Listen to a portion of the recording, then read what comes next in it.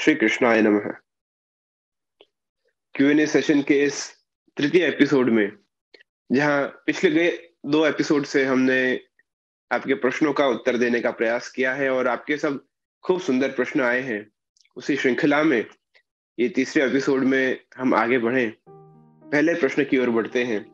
तो पहला प्रश्न है मंजू वशिष्ठ का।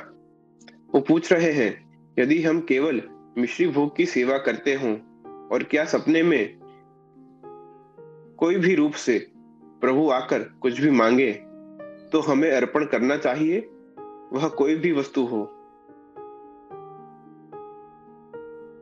श्री कृष्णाय नमः। इस प्रश्न में हमें 2 चीजें जानने मिलती हैं कि हम जब सेवा करते हैं तो हमारे माथे विराजती सेवा, उस सेवा कृते गुरु आज्ञा। हम गुरु की आज्ञा से जैसी हमें सेवा की आज्ञा मिली है, फिर वो दर्शन की हो, चरण स्पर्श की हो, मिश्री भोग की हो या चकड़ी भोग तक की सेवा का हो, तद अनुसार हम अपने भगवत स्वरूपों की सेवा करते हैं। सेवा कृतेर गुरु आज्ञा। फिर आया बाधनम व हरि इच्छया। हरि की इच्छा, गुरु ने जो आज्ञा की है वो तो आपने सेवा करी, परंतु उसके ऊपर यदि हरि इच्छा, प्रभु कुछ इच्छा करें, ठाकुर जी कुछ मांगे और आपको ऐसा कुछ जताएं कि ये मुझे ऐसी सेवा कर, मुझे ये अरोगा या मुझे ये ला कर दे, तो सेवा कृतेर गुरु आज्ञा बाधनम व हरि इच्छया। गुरु की आज्ञा से ऊपर फिर हरि की जो इच्छा हो जाए, यदि वो स्वयं ही आपको कुछ कह रहे हैं, आपसे कुछ मांगते हैं, तो अवश्य ही वो करना चाहिए। परंतु उसमें भी जो भक्ति मार्गीय पुष्टि मार्गीय जो जीव हैं, वो सदा ही वही करेंगे, चाहे फिर वो प्रभु क्यों ना मांगे। प्रभु कई बार ऐसी चीज मांगते हैं जिसमें भक्तों का सुख हो, और भक्तों ने कभी अपना सुख मांगा नहीं है। भक्तों ने, जो पुष्टि मार्गीय जीव हैं, उन्होंने सदैव प्रभु का ही सुख मांगा है। ऐसे जो वैष्णव हैं, जो प्रभु ने कुछ मांग लिया और देना चाहते हैं, तब उसमें प्रभु ने जो मांगा है उसमें अपना सुख है या प्रभु का सुख है, वो जानकर, वो सोचकर अपने सुख की चीज न हो और प्रभु के सुख की चीज हो, ऐसी चीज को हम करें, ऐसी चीज को प्रभु को समर्पित करें।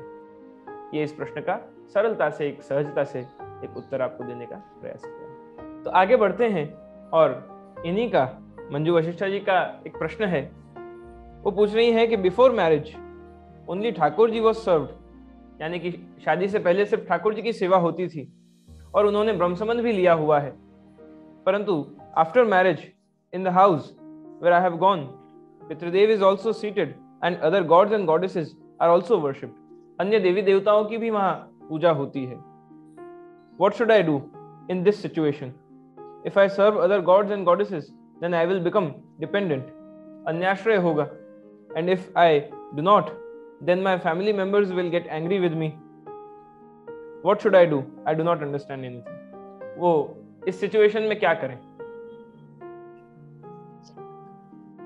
बहुत बढ़िया प्रश्न है। और कई जगह वैष्णव के वहाँ और अन्य लोगों के वहाँ कई बार जाना होता है, और वहाँ ठाकुर जी के मंदिर में जब जाते हैं और देखते हैं तो कई बार ऐसा ही यही सिचुएशन होती है कि कई अलग देवी देवताओं के साथ ठाकुर जी कई बार विराजते होते हैं।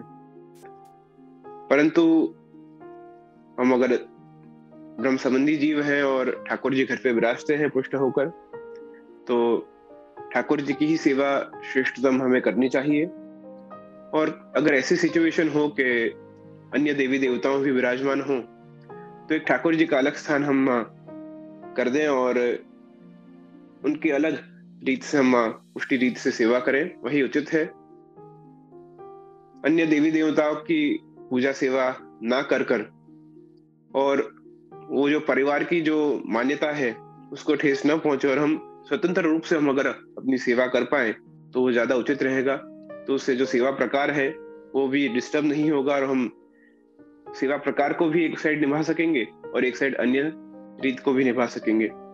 तो मुख्यतम उसको अलग सेवा का प्रकार लेकर और वहां सेवा हम अवश्य कर सकते हैं।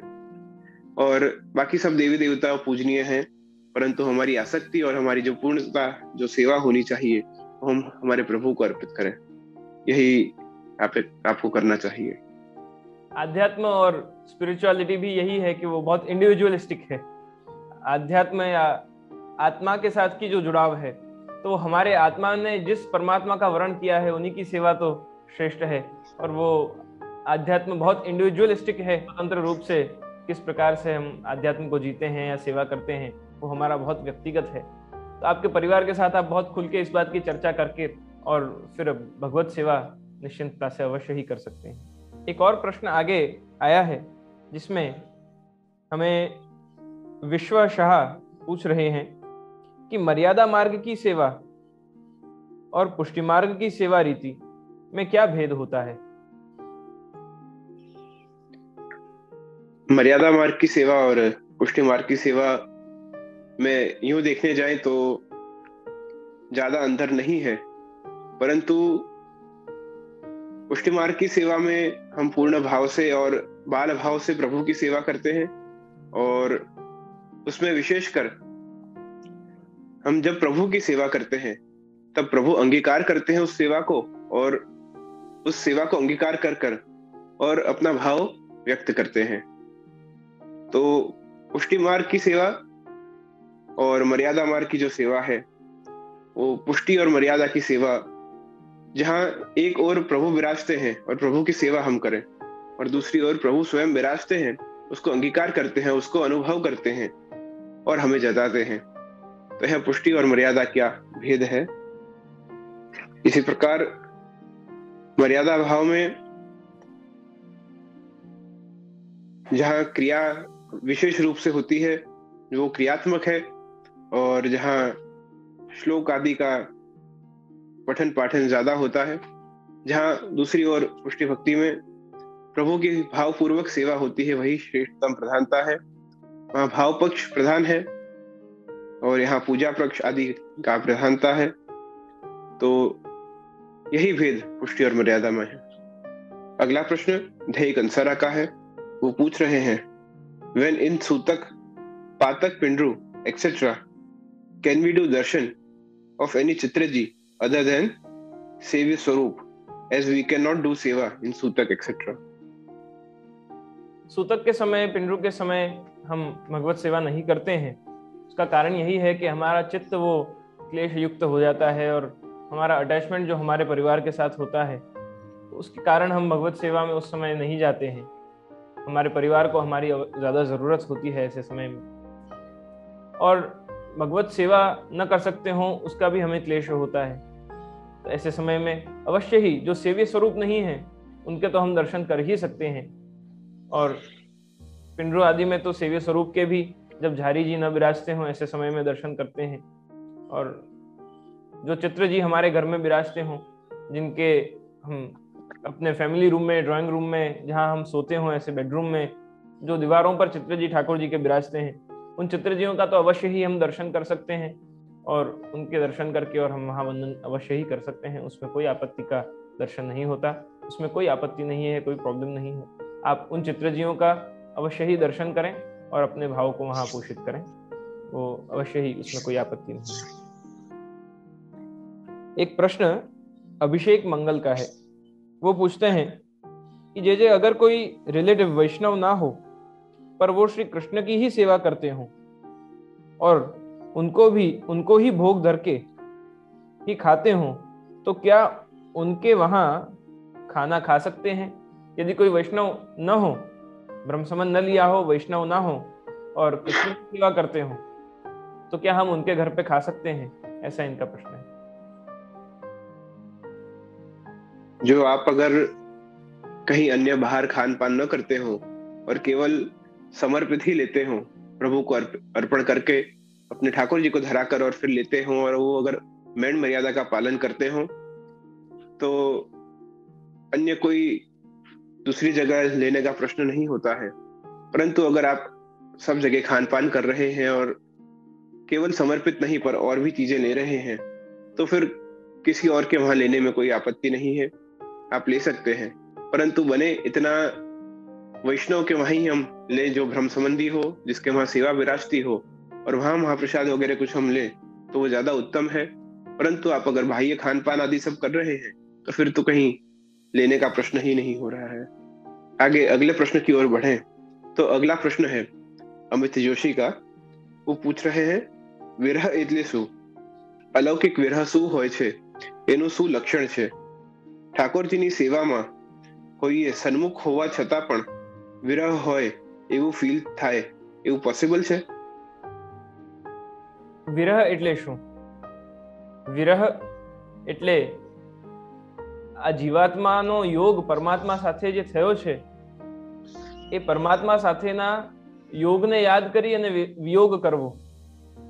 આપણો જે સંબંધ બ્રહ્મ સંબંધ થયો છે, એ સંબંધ થયા બાદ જે વિછોવો છે, એ અવસ્થા વિરહની છે. જ્યારે એ આપણા હોઈને અને પછી આપણાથી દૂર જાય છે, આપણી પાસે કોઈ આવે અને પછી આપણાથી દૂર જાય, ત્યારે આપણને એના વિરહનો અનુભવ થાય છે. અને એમાં પણ જ્યારે શ્રી ઠાકોરજીની સેવામાં હોઈએ અને એવા સમયે જ્યારે વિરહનો અનુભવ થાય, ત્યારે એ પ્રત્યક્ષ વિરહ છે. એક વનાંતર વિરહ છે, એક દેશાંતર વિરહ છે, એક પલકાંતર વિરહ છે અને એક પ્રત્યક્ષ વિરહ છે. દેશાંતર વિરહમાં આપણે કોઈ દેશમાં અલગ છીએ અને પ્રભુ કોઈ બીજી જગ્યાએ બિરાજે છે, ત્યારે એમનો વિરહ થવો. એક વનાંતર વિરહ છે કે થોડા સમય માટે પ્રભુ ગૌચારણમાં પધાર્યા છે, અનવસર કાલ છે, અને ત્યારે આપણને પ્રભુની સેવાનું, ભગવત સ્વરૂપના દર્શનનો વિરહ થવો.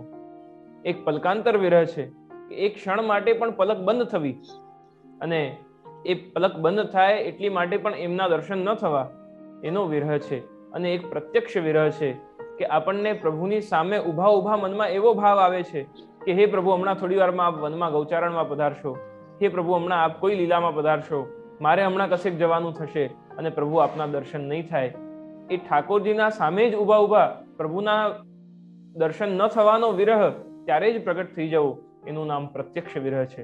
તો એ રીતે એ અવશ્ય જ પોસિબલ છે. ઠાકોરજીના સન્મુખ પણ વિરહ થવો એ પોસિબલ છે, એને પ્રત્યક્ષ વિરહ કહી શકે છે. तो अगला प्रश्न पूछ रहे हैं कृष्ण कुमार कि क्या अभी भी शरण में आए हुए जीव देवी जीव मानकर ब्रह्म संबंध कराया जाता है? शरण में आए हुए जीव को देवी जीव मानकर ब्रह्म संबंध कराया जाता है, इस प्रश्न में दैवत्व जो है वो हमारे अंदर से वल्लभ कृपा से, गुरु कृपा से और भगवत कृपा से प्रकट होता है। परंतु ये बात तो निश्चित है कि यदि ब्रह्म संबंध हुआ है तो उद्धार तो अवश्य ही होगा। दैवी जीव वो हैं कि जिनको भगवत लीला में प्रवेश प्राप्त है, परंतु यदि दैवी जीव नहीं है तो भी यदि ब्रह्म संबंध हुआ है, भगवान के साथ संबंध श्री गुरु की कृपा से, वल्लभ कृपा से स्थापित हुआ है, तो उद्धार होना वो तो निश्चित बात ही है। और एक जगह श्री गुसाई जी कहते हैं कि देवोद्धार प्रयत्नात्मा, श्री महाप्रभु जी दैवी जीवों के उद्धार के लिए प्रकट हुए हैं। और एक जगह श्री गुसाई जी आज्ञा करते हैं कि विश्वोद्धारार्थ मेवाविर भूत वृंदावन प्रिय, तो यहाँ विश्व के उद्धार के लिए आप प्रकट हुए हैं।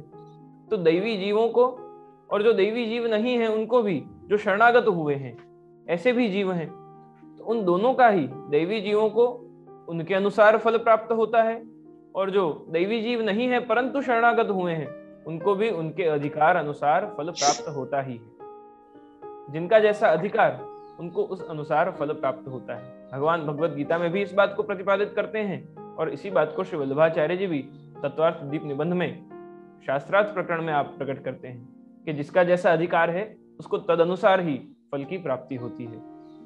इन्हीं के प्रश्न में आगे बढ़ें तो ये पूछते हैं कि क्या ब्रह्म संबंधी होने का अधिकार जीव मात्र को है? ब्रह्म संबंध का अधिकार समस्त जीव मात्र को है, जो जिसके हृदय में स्वयं प्रभु विराजमान हो, प्रभु प्रेरणा करे और प्रभु सेवा की जिसमें भावना हो। और श्री आचार्य चरण का भी हमेशा सिद्धांत वसुधैव कुटुंबकम का रहा है, और इसी सिद्धांत को लेकर किसी में जाति भेद न करते हुए और सभी एक है, और जो भी जिसके भी मन में प्रभु प्रत्यय का प्रेम है, प्रभु प्रत्यय सेवा करने की भावना है, और जिसके हृदय में प्रभु विराज कर और प्रेरणा करते हो, वो अवश्य ब्रह्म संबंध लेकर और जुड़ सकते हैं। तो इसमें कहीं भी कोई भी भेद या रोक टोक नहीं है, केवल आप उस मैण मर्यादा का पालन करके और उस हिसाब से प्रभु सेवा करें, प्रभु सेवा की प्रेरणा हो, बस वही आवश्यक है, वही जरूरी है। तो आप कोई भी हो अवश्य ब्रह्म संबंध ले सकते हैं।